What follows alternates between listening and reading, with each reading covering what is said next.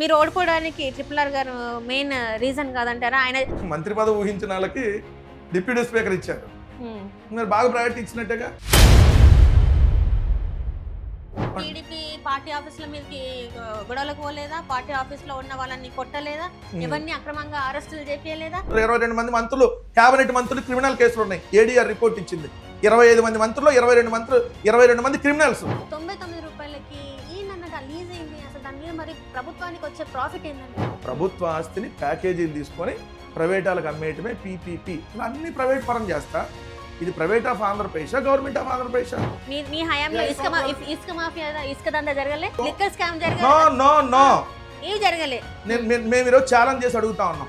2014 నుంచి 2025 వరకు ఈ 11 సంవత్సరాల మీద మా ప్రభుత్వం, మీ ప్రభుత్వంలో ఏం జరిగిందనే దాని మీద సిబిఐకి ఇద్దామా? ఇవ్వమనండి. ఇవ్వరంటారా? భయపడుతున్నారా? భయపడే కదా సిట్ వేశారు. సిట్ అంటే ఎవరు?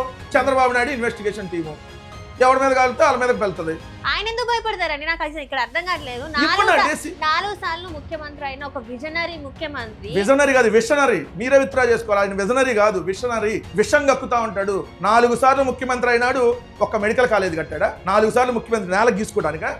మంత్రి లోకేష్ గారు ఏం చెప్పిందంటే విశాఖ ప్రైవేటీకరణ అసలు ఉండేదే లేదు అని చెప్పడం జరిగింది. కళ్ళు పోయినాయా? కళ్ళు కనపట్టలేదా? మోసం చేస్తున్నారా లోకేష్? ఫ్యాన్ ఫాలోయింగ్ మీరు చూసే ఉంటారు కదా, ఎంతమంది ఫ్యాన్. ఆయన ఒక సభ పెడితే ఎంతమంది వస్తారు, ఆయన ఒక సినిమా ప్రెస్ మీట్ పెడితే ఎంతమంది వస్తారు, మనం చూస్తున్నాం కదా. జబర్దస్త్ లో హైపర్ ఆది వచ్చినా జనాలు వస్తున్నారు. దానికి ఏం చేయాలి మనం?